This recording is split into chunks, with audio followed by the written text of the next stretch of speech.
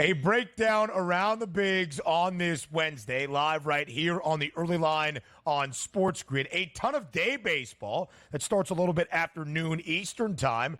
That is also a feature in Philadelphia. It's game 3 between the Yankees and the Phillies. The Phillies have lost the opening 2 against New York. The Phillies are just 3-8 since the All-Star break. It's Donnie's team versus Zeno's team, where Philadelphia is a home favorite at the break today at -124. 9.5 is the total. Zeno, what do you like in Philadelphia? Oh, God. By the way, if you guys heard of that pitcher who's starting for the Yankees today, yeah, his name is Nestor Cortez. He's a slob, okay? And he is going to get rocked today. He's got a 6.18 ERA on road, which is 3.5 runs high, over 3.5 runs higher than it is at home. Opposing hitters are batting .313 against him. By the way, you guys know who's starting for the Phillies? His name is Christopher Sanchez. You know what arm he throws with, guys? Lefty. Mm-hmm. You know what the Yankees do? Hit lefties. See Sean Manaea and Jose Quintana from the Mets when they couldn't score any runs against those guys. Why? Because they're lefties. So this is Phillies all the way at a very manageable number here. I mean, look, I always ask the dumb question in betting. Phillies aren't really going to get swept at home, are they? Well, yes, theoretically they actually could. But, I don't see it happening. I like the Phillies today. Favorite all 3 games, the Philadelphia Phillies, hoping to get one of these. And also, if you like weather conditions that are conducive to hitting, close to 90 degrees at first pitch, muggy conditions, double-digit winds blowing out to right field. Let's see if we can get some runs. That's why we're posting at a 9.5. If we do get to those grimace Mets here, they're taking on the Minnesota Twins once again today. Pablo Lopez, Luis Severino, a total in this game, 8.5, and a slight favorite at a -112 price to the Minnesota Twins. Do the Twins bounce back today, or do they struggle once again at the plate against the Mets? I mean, guys, I should have mentioned the Mets before, but are they for real now? Because they look really for real. They look very for real. Yep. They feel like this is a team that's going to make the playoffs.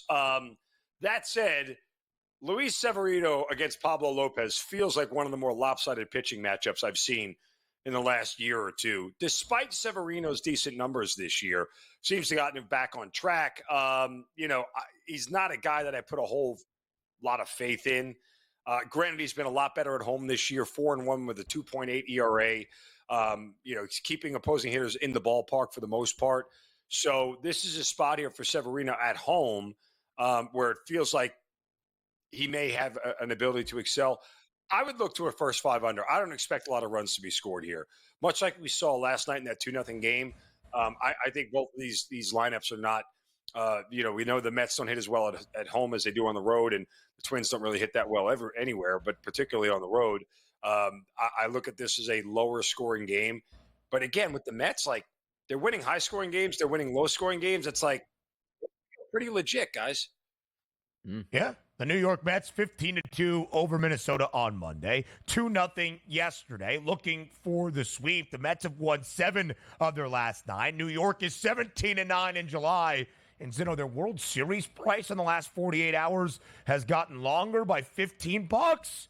Make it make sense, but maybe some value on the Amazings. The rubber match today in Milwaukee. The Braves a slight road favorite with Chris Sale on the bump against the Milwaukee Brewers. -126. Over-under of 7.5. Milwaukee won the opener. Atlanta even the set yesterday. Who takes the series in the rubber match on this Wednesday afternoon? I mean, this is a relatively discounted price for Chris Sale, isn't it? We don't see Chris Sale, play these kind of numbers all that often. So it's very tough for me to ignore that. Atlanta seems like since the All-Star break, their offense has shown up a little bit better. Top 12 in runs scored since returning from the break, which makes me feel like maybe they're starting to turn a corner here a little bit. Freddie Peralta, who starts for Milwaukee, higher ERA at home this year than he does on the road. I kind of find it hard not to back Chris Sale here. Both of these teams have really good bullpens, so they sort of cancel each other out. But if you're asking me, and again, I know that Milwaukee hits lefties well, and they certainly score more runs at home than most teams in Major League Baseball, but don't we default to the Cy Young favorite here as having the edge?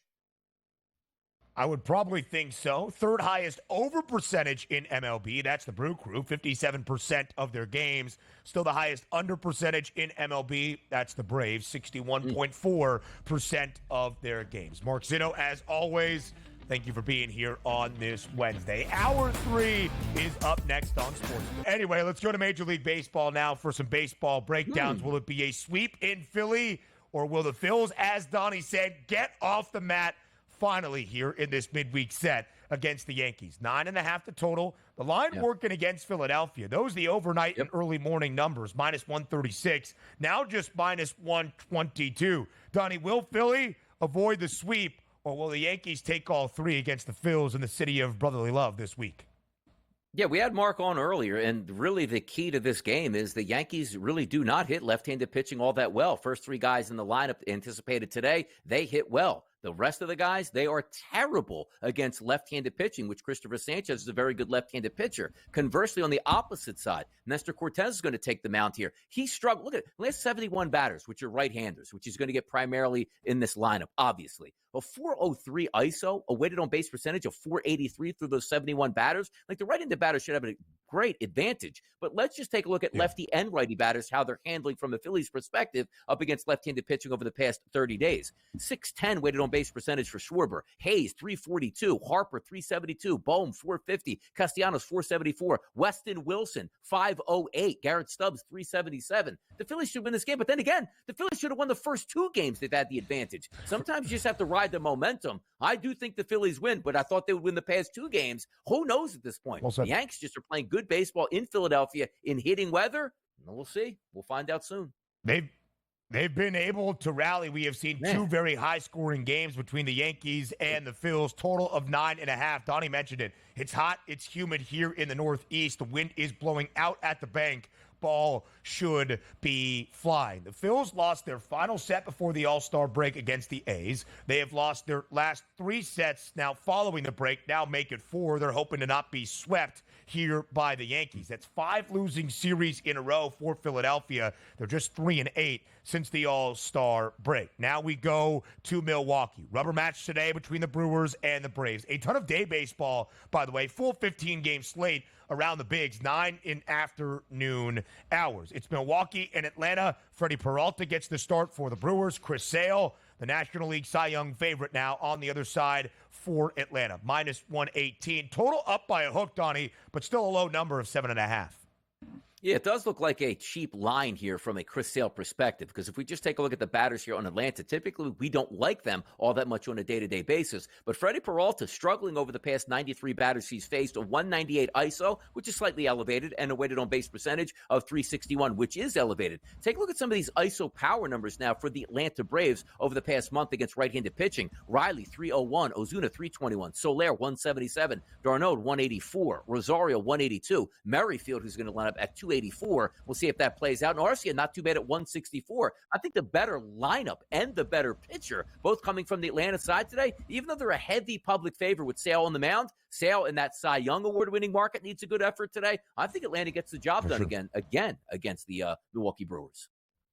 When you look at the National League Cy Young race as of this moment, Chris Sale minus 110. Paul Skeens continues to climb up the board, plus 170. Zach Wheeler, after the bad performance against the Yankees to start off this week, plus 370. Yesterday, San Diego rallied in the 9th against Blake Trinan and walked it off in extras in the opener against the Dodgers in this California clash in the midweek set. San Diego playing great baseball. They make the move for Tanner Scott to bolster the back end of the bullpen.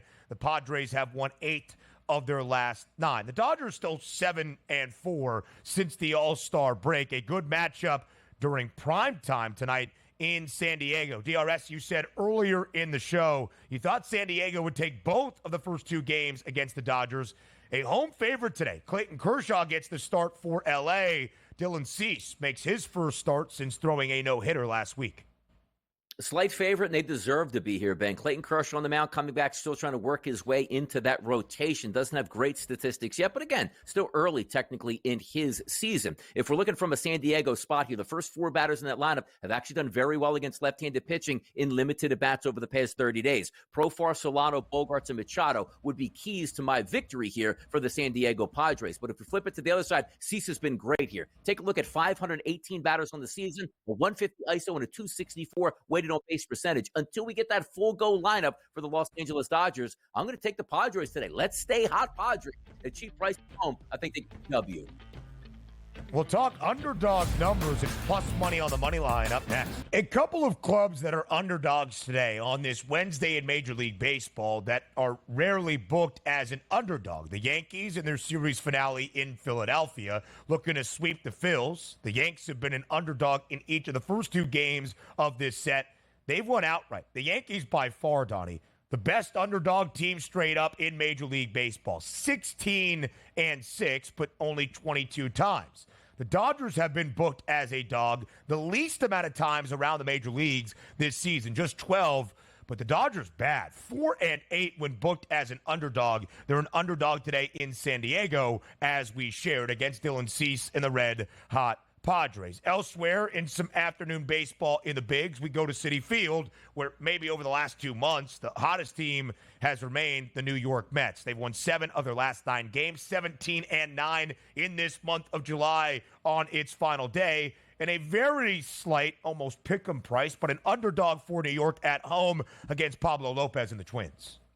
And by the way, you're just looking at better pitchers on the mound today. It's going to be Pablo Lopez. You take a look at his last 60 days on the card today. He actually has a 77 xFIP minus and a 3.21 xFIP number. That is fantastic. Now, granted, you saw the way the Mets have won. High-scoring game, low-scoring game, still picking up wins here and carrying that momentum over. That could be key. But even just in the past 30 days for Pablo Lopez, if we look at his walk rate, it's below 5%. Strikeout rate, above 25%. ISO power number, 0.99. Weighted on base percentage, 279 if we combine lefty and righty batters. If we flip it over to Minnesota, I told you yesterday, what's the Achilles heel right now that they just can't hit? That's left-handed pitching. Luis Severino's on the mound today. That's a right-handed pitcher. He hasn't been all that bad, but if I'm looking for a bounce-back spot where Minnesota can win a game on the road against a very good Mets team right now, it would be today. I give the lean towards the Minnesota Twins. Better pitcher on the and not a left-hander that they're facing from their 1-9 perspective.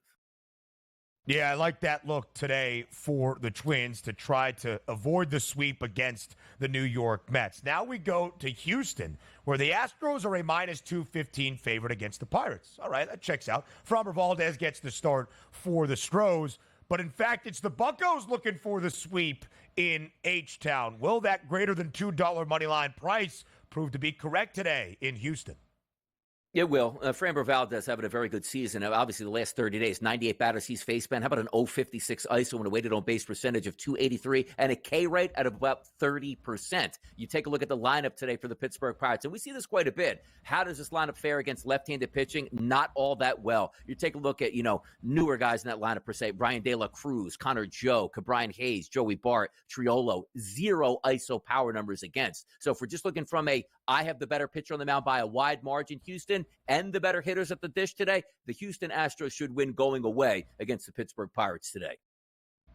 Let's go under the arch in St. Louis. It's the Rangers and the Cardinals. Some more day baseball in a dead even pick'em, minus 108 on both sides. The over-under is 9. The Rangers took the first game of the set. St. Louis got to Max Scherzer and Texas yesterday. Who takes game number 3 on this Wednesday afternoon?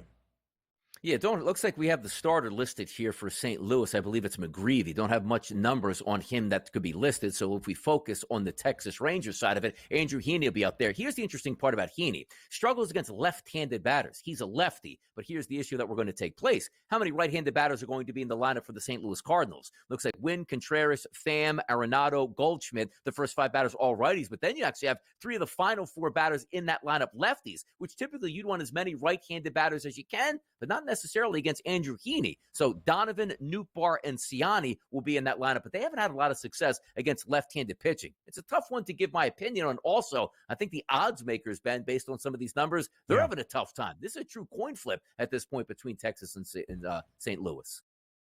The 24-year-old Mitch McGreevy, who turned 24 earlier this month, the Cardinals' first-round draft pick from 2021. He was taken 18th overall a few summers ago. According to a report that I just read, his prospect stock has fallen a little bit, but still making his Major League Baseball debut today with some day baseball in St. Louis. High-scoring games so far this week in Boston between the Red Sox and the Mariners. A little bit later in the afternoon, but still afternoon baseball. Seattle, the road favorite, at -116. The total 9.5. 21 total runs. The Red Sox winning 14-7 on Monday. 16 total combined runs yesterday. Seattle taking game 2, 10-6. Does the offense continue in this Boston battle?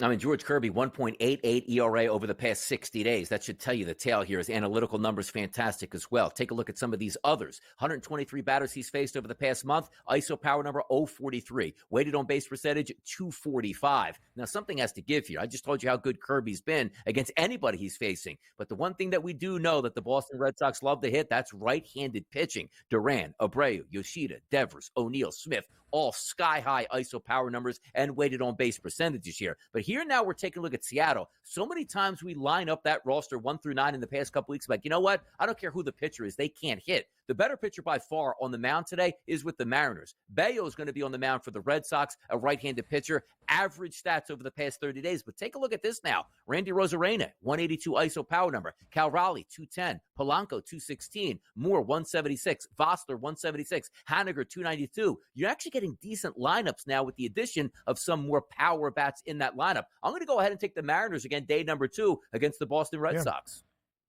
DRS, from the analytical perspective, almost feels like a light price for Seattle today with the better pitcher on the bump, even on the road. The Red Sox struggling since returning from the All-Star break, just 3-8.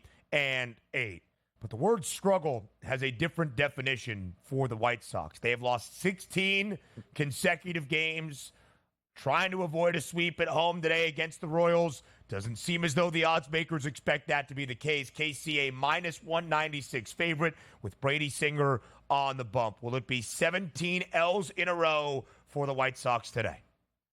There was once a game called Mortal Kombat that I used to play, and at the end of the game, if you did well, it was fatality. And that's what's probably going to get today from the Chicago White Sox. A bad pitcher and a worse lineup? Forget about even the Kansas City Royals. Who's on the mound today? Don't worry. Who's going to be hitting for the Royals? Don't worry. This is as bad a baseball team as you're going to find that's going to take place out there. Basically a $2 dog at home? Ridiculous, man. Chicago White Sox, bad baseball team. Can't bet them. There's a new market on FanDuel called Chicago's Next Win. The White Sox Next Win. A ton of plus money if you have the cojones. DRS, we'll talk tomorrow. Enjoy the money line. More on the early line next.